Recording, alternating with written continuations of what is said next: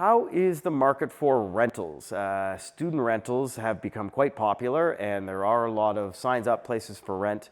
The student market shifted a little bit this year. We saw more people deciding to hold off on renting for May 1st and then try and enter the market and find a place specifically for September 1st, which makes sense from an affordability perspective, as you know, rents are now kind of in the $1,000 to $1,200 a month range. Some people definitely did not want to pay that all summer if they weren't planning on living there. That did create a bit of a pinch point for September 1st.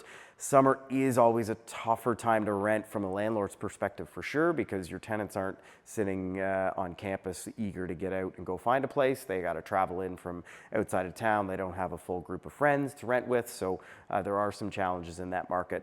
Ultimately, though, the fundamentals are still undersupplied, and demand from the University of Guelph specifically is still quite high. Conestoga, we've seen a drop off in some of the interest there and a pause on some of their development in the downtown Guelph core, but fundamentals for the student market in Guelph are still quite strong. There are some developments that are planned, but right now we haven't seen enough new inventory added to make a meaningful difference. I think more so we're seeing across the rental market in general, more options.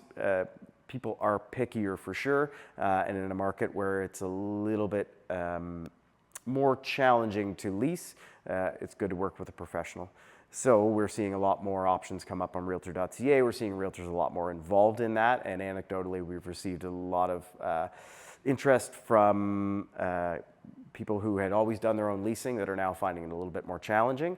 And again, I think that's something, it's an aspect of our business specifically that provides value to clients in navigating through leasing, making sure that if we are looking for students, we're getting them on the proper rent cycles, we're qualifying the tenants, and implementing strategies within the lease to try and make sure that you are maximizing your rental income and avoiding vacancy and making sure you get good tenants who pay the rent.